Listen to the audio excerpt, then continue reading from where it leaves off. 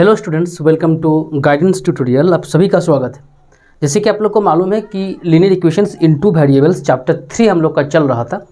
काफ़ी सारा टॉपिक यहाँ पे कंप्लीट ऑलरेडी कर चुके हैं। पिछला क्लास में हम लोग कंसिस्टेंट एंड इनकंसिस्टेंट जो कंडीशंस होता है लीनियर इक्वेशंस का वो सॉल्व किए थे, यानी इक्वेशंस को सॉल्व कर पाएंगे या नहीं कर पाएंगे, हाँ इसका यूनिक सोल्यूशन होगा या इनफाइनाइट नंबर ऑफ सोल्यूशन होगा या नो सोल्यूशन होगा, ये सारे बातें हम लोग कंप्लीट किए थे। कंसेप्ट के साथ कुछ क्वेश्चंस को भी हम लोग डील किए थे। तो वही टॉपिक का जो कुछ मिक्स क्वेश्चंस है जो आज का क्लास में हम लोग करेंगे, काफ़ी इंपॉर्टेंट सवाल रहेगा। वीडियो को बिल्कुल भी स्किप मत कीजिएगा, बहुत कुछ आज सीखने को आपको मिलेगा। ये टॉपिक काफ़ी आसान भी है, लेकिन जब आपको समझ आता है, चीज़ें जब क्लियर होता है तब आपको आसान लगता है। अदरवाइज ऐसा बहुत सारा स्टेप्स है जहाँ पे आप गलती कर देते हो। ठीक है, तो चलो बिना टाइम वेस्ट किए हम लोग चलते हैं सीधा क्लास पे, शुरू करते हैं आज का क्लास। उससे पहले अगर आप चैनल पे न्यू हैं तो सब्सक्राइब करके ज़रूर रखें, साथ में बेल घंटी को भी दबा के रखें ताकि तुरंत आपको नोटिफिकेशन मिल जाए। ठीक है, तो कोई भी अगर डाउट होगा, कोई भी क्वेरीज होगा, ठीक है, क्लास को रिलेटेड या क्वेश्चंस को रिलेटेड, तो आप कमेंट बॉक्स में ज़रूर डाल दें ताकि हम नेक्स्ट क्लास में उसको ले सकें। तो चलिए क्लास को स्टार्ट किया जाए। यहाँ पे आप क्वेश्चंस को देख सकते हैं।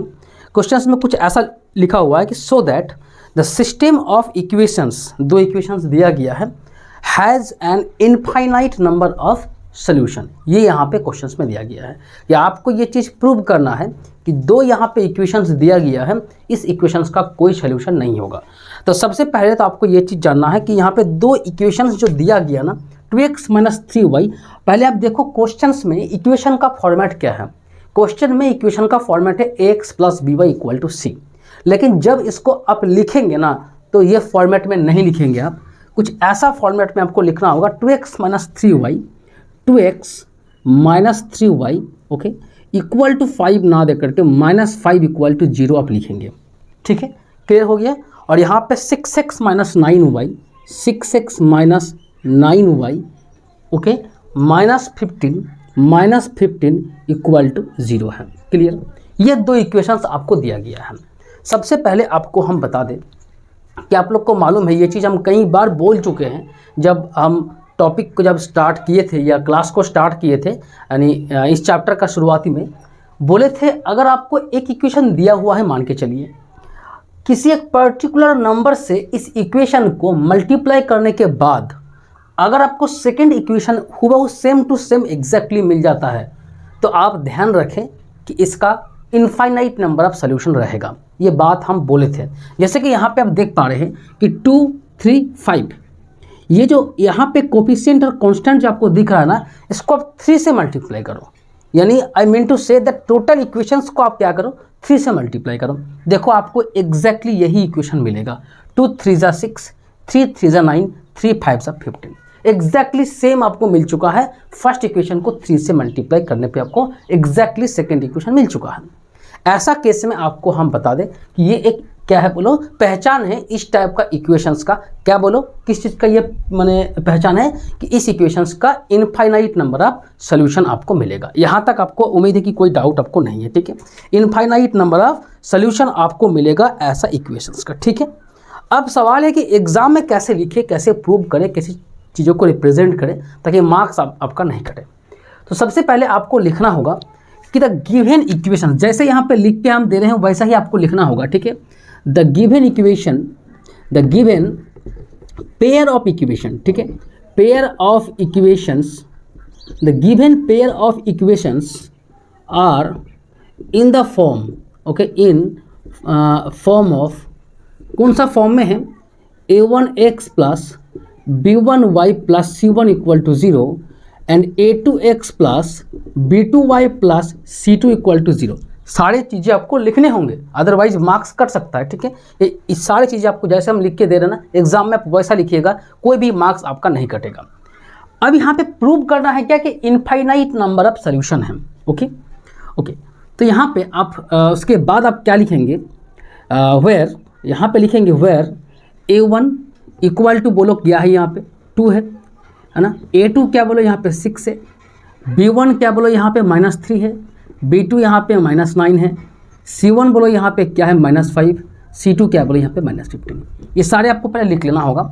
उसके बाद आपको लिखना होगा for infinite number of infinite number of solution, infinite number of solutions क्या होता है बोलो, A1/A2 इक्वल टू आपको बता दें B1/B2 इक्वल टू क्या है C1/C2। ये चीज़ आपको हम सिखा चुके हैं, ठीक है, कि बिना इक्वेशंस को सॉल्व करके आप कैसे बता पाएंगे कि क्या कंडीशन है, कैसा सोल्यूशन रहेगा। तो ये रहा आपका कंडीशंस जो हम कांस्टेंट पार्ट और आपका क्या बोलते हैं कोफिशिएंट को लेकर के ABC को लेकर के हम यहाँ पे चीज़ों को बता सकते हैं, ठीक है। इक्वेशंस का सोल्यूशन का क्या कंडीशन रहेगा वो बता सकते हैं। तो ये रहा यहाँ पे। अब इसको चेक करना होगा कि ये माने सेटिस्फाई होता है कि नहीं होता है। तो देखो यहाँ पे A1 का वैल्यू 2 है, तो 2/6 इक्वल टू -3/-9 इक्वल टू -5/-15। जहाँ पे आपको सब में क्या मिला 1/3 1/3 1/3 मिला। बस इसके बाद आपको लिखना होगा proved, okay, it is proved that. उसके बाद कुछ नहीं लिखना है, it is proved that the pair of linear equations has infinite number of solution, infinite number of solution। यहाँ तक आपको लिखना होगा तब जाकर के फुल मार्क्स मिलेगा। ऐसा बिल्कुल भी नहीं है कि थोड़ा सा लिख दिया मार्क्स हमको मिल गया, ठीक है। एग्जाम में ये चीज़ नहीं होता है, एक पर्टिकुलर फॉर्मेट होता है हर क्वेश्चन का, उस फॉर्मेट को आपको मेंटेन करना पड़ेगा, ठीक है। हम लोग क्या करते हैं ना, गलती देखो कहाँ पे होता है, एकदम एग्जैक्टली यही गलती आप लोग करके आते हो।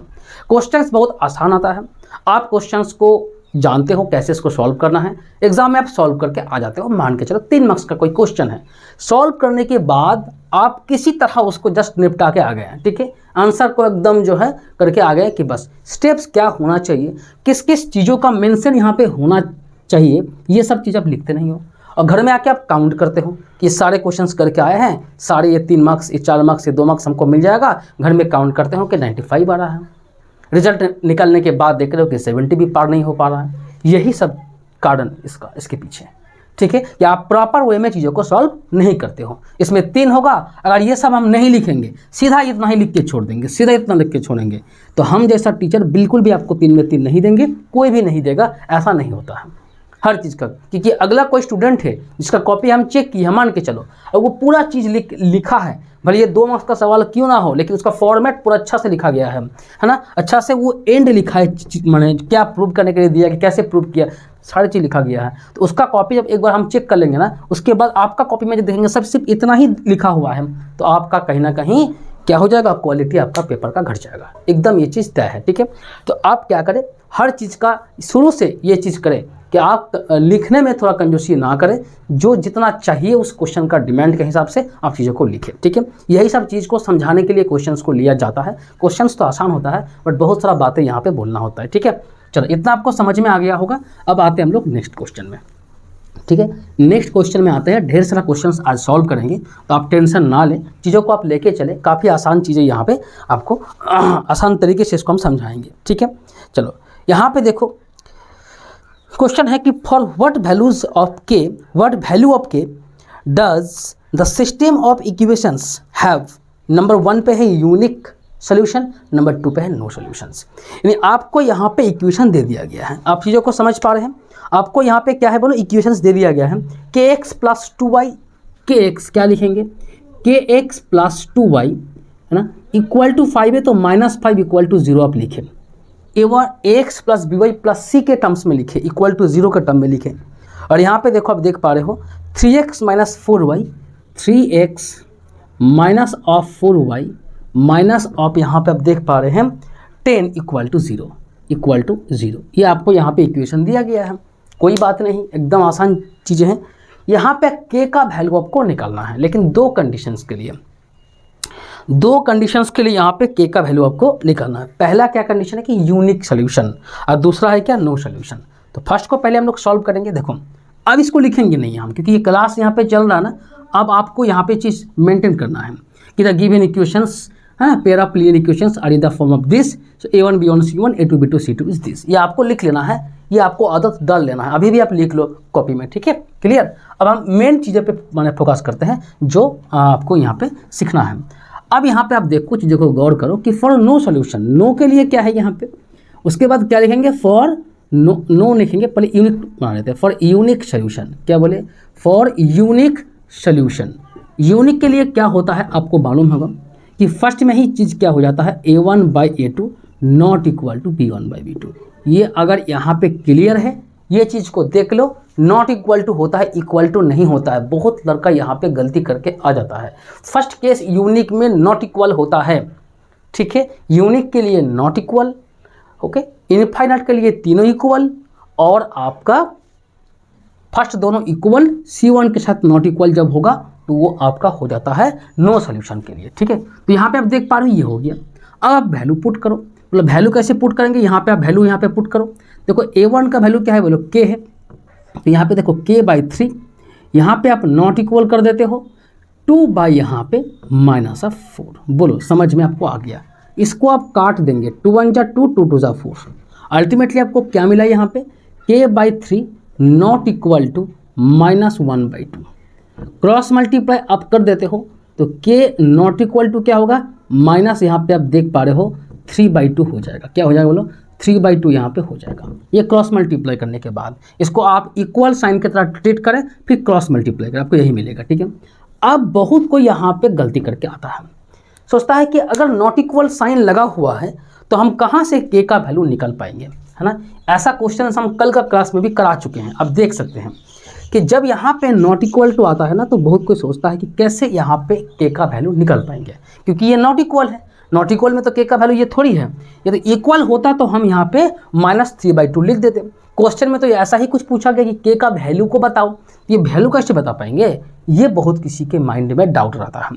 अब वो क्या करता है, जानबूझ करके इसको इक्वल साइन बना देता है, इसको इक्वल साइन बना देता है, अब लिख देता है कि चलो यही इसका वैल्यू है, लेकिन ये आपका एग्जामिनर इसको कट देता है। बिल्कुल भी गलत चीज़ें हैं। देखो जो कंडीशन है वो कंडीशन आपके क्वेश्चन के लिए नहीं बदलेंगे, कंडीशंस वही रहेंगे, एकदम सेम टू सेम। कंडीशन में कोई चेंजिंग नहीं आएगा, यहाँ पे भी कोई चेंजिंग नहीं आएगा। जैसा यहाँ पे सोल्यूशन होना चाहिए हम लिख दिया। लेकिन आपको K का वैल्यू पूछा गया ना, तो K का वैल्यू जब पूछा गया है, आपको ये चीज़ मालूम होना चाहिए कि ये जो A, B, C सब क्या होता है बोलो तो रियल नंबर्स होता है। क्या होता है बोलो, रियल नंबर्स। हर कॉन्स्टेंट और जो कोफिशिएंट्स होगा x और y का इक्वेशंस में, ये सारे चीज़ें क्या होता है बोलो, रियल नंबर्स होता है, यानी जिसको आप नंबर लाइन में प्लेस कर सकते हो। नेगेटिव पॉजिटिव फ्रैक्शंस कुछ भी हो सकता है, ठीक है। चलो तो K भी क्या होगा, एक रियल नंबर्स होगा। ये सुनो, K का जो भी वैल्यू आएगा क्या होगा, रियल नंबर होगा। मेरा बात को ध्यान से आप सुनना। तो यहाँ पे K नॉट इक्वल टू -3/2 का मतलब क्या होता है कि K का सारे वैल्यूज, ऑल वैल्यूज के लिए ये इक्वेशंस में यूनिक सोल्यूशन आपको मिलेगा, सिवाय सिर्फ इस नंबर को, K equal not equal to -3/2। मतलब K का वैल्यू -3/2 नहीं होना चाहिए। इसको इस तरह से आप चीज़ों को समझो। इक्वल साइन जब आता है ना, तो वही एग्जैक्टली वैल्यू होता है जो जिसके लिए इक्वेशंस का यूनिक सोल्यूशन होता है। लेकिन जब नॉट इक्वल टू है ना, तो आप ध्यान रखें सिर्फ यही एकमात्र नंबर है जो नहीं होना चाहिए। बाकी सारे नंबर्स को आप ले सकते हो, ठीक है, बाकी आप सारे नंबर्स को ले सकते हो। तो यहाँ पे क्या लिखेंगे हम लोग, the pair of linear equations has unique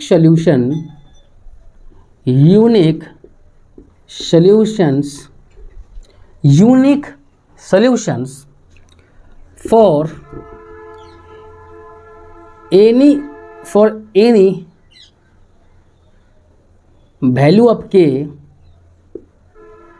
of k, okay, except k equal to -3/2। या इसको इस तरह से लिखो, एक्सेप्ट -3/2, एक्सेप्ट -3/2। के इसको यहाँ पे लिखो ही मत। यानी यहाँ पे हम बोले आपको कि के का हर वैल्यू यहाँ पे फॉर ऑल वैल्यू ऑफ के एक्सेप्ट -3/2, यानी सारे वैल्यूज़ यहाँ पे पॉसिबल है, हर एक वैल्यू यहाँ पे एप्लीकेबल है। सिर्फ ये नहीं होना चाहिए बस, बाकी यहाँ पे कोई भी टेंशन आपको लेने का ज़रूरत नहीं है। बोलो चीज़ें आपको क्लियर हो गया होगा कि क्या आपको हम सिखाना चाह रहे हैं, ठीक है। ऑल वैल्यूज़ के लिए यहाँ पे पॉसिबल है, सिर्फ -3/2 नहीं होना चाहिए। क्लियर, आप यहाँ पे इस तरह चीज़ों को लिखें। बोलो ये समझ में आपको आ गया होगा, उम्मीद है कि चीज़ें आपको क्लियर हो गया होगा। साथ में एक क्वेश्चन और था, क्या बोलो कि कौन सा k का किस वैल्यू के लिए नो सोल्यूशन होगा। देखो इसको भी आपको सीखना होगा, ठीक है। उम्मीद है कि इसको आप नोट डाउन कर लिए हैं, वीडियो को पॉज करके नोट डाउन आप कर सकते हैं। फॉर नो सोल्यूशंस, ठीक है। फॉर सेकंड में क्या था, for no solution, for no solution. तो नो सोल्यूशंस के लिए क्या था, बोलो आपको बता दें कि पूरा कंडीशन ही लिखना पड़ेगा, a1/a2 equal to b1/b2 not equal to c1/c2। ये पूरा लिखना होगा जी, अदरवाइज प्रॉब्लम है। पूरा आप नहीं जब लिखते हो ना तो कंडीशन सेटिस्फाइड है नहीं, ये दोनों कोई कंडीशन होता ही नहीं है। आप लोग यही करते हो कि यहाँ पे तो इक्वल साइन है, चलो यहाँ से एक इक्वेशन बन जाएगा, यहाँ से k का वैल्यू हमको मिल जाएगा, इसको छोड़ दो। नहीं छोड़ना है, ये कल भी बता चुके हैं, ये मार्क्स कट जाता है। ये कंडीशंस कंप्लीटली आपको लिखना होता है, ठीक है ना। आप वैल्यू पुट करो, देखो कैसे इसको सॉल्व करते हैं। a1/a2 इक्वल टू यहाँ पे आप देख पा रहे हो -2/4 नॉट इक्वल टू यहाँ पे आप देख पा रहे हो -5/-10। कोई दिक्कत नहीं यहाँ पे, इसको थोड़ा आप सॉर्ट कर लो। यहाँ पे k/3 इक्वल टू, इसको काटोगे तो -1/2 आएगा, इसको भी आप काटोगे तो यहाँ पे माइनस काटोगे, 5 से काटोगे तो 1/2 आएगा। यह आपका यहाँ पे कंडीशन हो गया है। आप बोलेंगे सर k का वैल्यू कहाँ से मैंने हम निकलेंगे, अभी हमको निकालना होगा k का वैल्यू हमको चाहिए। तो पहले हम बोलेंगे देखो तीनों कंडीशंस को लेके आपको चलना है। पहले ये दोनों को लेके चलो, फर्स्ट एंड सेकंड टर्म्स को लेके चलो। फर्स्ट एंड सेकंड टर्म को लेके जब हम चलते हैं ना तो यहाँ पे देखो k/3 इक्वल टू 1/2। यहाँ से क्या मिलेगा, k का वैल्यू बोलो क्या मिलेगा, -3/2 मिलेगा। कोई दिक्कत नहीं है। चलो सेकंड में आ जाओ, अब सेकंड में यहाँ पे आ जाओ, इसको भी लेके आपको चलना है, ठीक है। लेकिन सॉरी, इसको हम बोल रहे हैं आप बोलेंगे कि इसको लेके हमको नहीं जाना, क्यों, क्योंकि यहाँ पे देखो कोई k वैल्यू है नहीं, कोई k यहाँ पे है क्या, कोई भी यहाँ पे k आपको दिख नहीं रहा है, ये सर नो। तो इसको लेके आपको चलना है कि तीनों आपस में क्या है, इस तरह का मतलब कंडीशन है। तो इसको जब लेके आप चलोगे ना, k/3 नॉट इक्वल टू यहाँ पे 1/2, तो आप देख पा रहे हो k नॉट इक्वल टू क्या होगा, 3/2 होगा। ये दोनों वैल्यूज़ यहाँ पे आप देख सकते हो। देखो यहाँ पे चीज़ों को यहाँ पे समझ लो कि क्या होना चाहिए, ठीक है। यहाँ पे तो साफ साफ कह दिया है कि क्या वैल्यू 3/2 नहीं होना चाहिए सेकेंड कंडीशन से, फर्स्ट से यहाँ पे -3/2 होना चाहिए। तो आप यहाँ पे लिखोगे k equal to -3/2 is the value of k for which the given equation has no solution, ठीक है। तो यूनिक सोल्यूशन के लिए -3/2 नहीं होना चाहिए, बाकी सारे वैल्यूज़ के लिए वो यूनिक सोल्यूशन आपको देगा, और नो सोल्यूशन के लिए k का वैल्यू ये होना चाहिए, ठीक है। इतना आपको क्लियर हो गया होगा। क्लियर बात होगी यहाँ पे। चलो इतना आपको समझ में आ गया। अब बोलेंगे सर इसको क्यों निकाले हैं, यहाँ तक तो आपको वैल्यू आ गया था ना, तो इसको क्यों निकाले। हम बोले इसको निकालना होगा, दिखाना होगा कि ये भी एक कंडीशन है नो सोल्यूशन के लिए। आप ध्यान रखें बातों को, k का वैल्यू 3/2 नहीं होगा किसी भी हाल में, ठीक है ना। तो ये भी एक कंडीशन है, लेकिन k का वैल्यू आपसे पूछा गया है तो आप इसी को लेके चले, इसको लेकिन दिखा देना है, ठीक है। यहाँ तक आपको कोई प्रॉब्लम उम्मीद है कि नहीं है, आपको चीज़ें क्लियर हो रहा होगा, ठीक है। चलो इसको नोट डाउन करो, फर्स्ट ऑफ ऑल इसको नोट डाउन करो। चलो आ जाओ इस क्वेश्चन में। यहाँ पे देखो साफ साफ कहा गया है कि a और b का आपको वैल्यू यहाँ पे चाहिए, जिससे कि इक्वेशंस का कोई यहाँ पे क्या होगा, इनफाइनाइट नंबर ऑफ सोल्यूशन सबको मिलेगा। a एंड b जो यहाँ पे आपको दिख रहा है, इसका क्या वैल्यू होना चाहिए ताकि ऐसा के सबको मिले, ठीक है। काफ़ी इंपॉर्टेंट एक क्वेश्चन से, काफ़ी आसान क्वेश्चन भी है। चलो तो इनफाइनाइट नंबर ऑफ सोल्यूशंस के लिए आपको सबसे पहले सब चीज़ यहाँ पे लिख देना होगा कि किसके साथ मैच कर रहा है, ABC का वैल्यू यहाँ पे निकाल लेना होगा। फिर इनफाइनाइट नंबर ऑफ सोल्यूशन के लिए, ठीक है ना, for infinite number of solution, infinite number of solution के लिए क्या होना चाहिए कंडीशन, ये पहले बता दो। अब बोलेंगे सर a1/a2 इक्वल टू भी होता है b1/b2 इक्वल टू होता है c1/c2, तीनों बराबर होता है तब बोलते हैं कि इनफाइनाइट नंबर ऑफ सोल्यूशन होगा। और ये भी आप ध्यान रखें कि क्वेश्चन में, ये भी आप ध्यान रखें क्वेश्चन में आपको मैक्सिमम जो केसेस जो देखने को मिलता है ना बोर्ड एग्जाम्स में, आपको इनफाइनाइट से ही देखने को मिल जाता है, ठीक है। तो यहाँ पे देखो 2/, यहाँ पे आप बोलेंगे कि सर 2a हो जाएगा। b में देखो यहाँ पे 3/a+b हो जाएगा, ये सर नो। और c में इसको लेके आओगे तो -7 है ना, या माइनस काट दोगे तो 7/28 यहाँ पे आपको मिलेगा। अब एक काम करो आप, पहले तो ये 2 काटो आपस में, यहाँ भी 7 को काटो, 7 1 जा 4, 7 4 जा यहाँ पे 28। तो अल्टीमेटली आपको यहाँ पे क्या मिला, 1/a मिला इक्वल टू 3 यहाँ पे आप देख पा रहे हो a+b मिला इक्वल टू यहाँ पे 1/4 मिला। अब आप क्या कर सकते हो, आपस में इसको इक्वल करोगे। पहले आप बोलेगे सर इसको आप लीजिए, फिर इसको लीजिए या इसको लीजिए। हम बोले किसी को भी ले लो, कोई दिक्कत नहीं है। ये दोनों को पहले आप ले लेते हो, ये दोनों को पहले आप ले लो। ये दोनों को पहले जब आप लेते हो ना तो यहाँ पे क्या मिलेगा एक बार देख लो, 1/a इक्वल टू यहाँ पे क्या मिलेगा 3/a+b मिलेगा। तो यहाँ पे आप देख पा रहे हो कि 3a equal to a+b cross multiply कर दिए हैं। a को यहाँ पे लेके आओगे तो 3a - a 2a 2a equal to b यहाँ पे आपको मिल गया है ना। इसको भी आप यहाँ पे एक बार कर सकते हो, कोई दिक्कत नहीं है। 3 यहाँ पे आप देखो, सेकेंड जो यहाँ पे आप देख पा रहे हो 3/a+b जो कि आपको यहाँ पे 1/4 मिलेगा। यानी a+b का वैल्यू क्या है यहाँ पे 12 है। यहाँ पे देखो b इक्वल टू क्या है 2a है ना, तो b के जगह पे आप 2a यहाँ पे पुट कर दो, 12 हो जाएगा। 3a इक्वल टू 12, a का वैल्यू यहाँ पे 4, a का वैल्यू अगर 4 यहाँ पे होगा तो b का वैल्यू आप देख पा रहे हो यहाँ पे क्या हो जाएगा 8 यहाँ पे हो जाएगा। क्लियर बात हो गई है। आप यहाँ से भी ले सकते हो, डायरेक्ट आपका a का वैल्यू देखो आ जाएगा।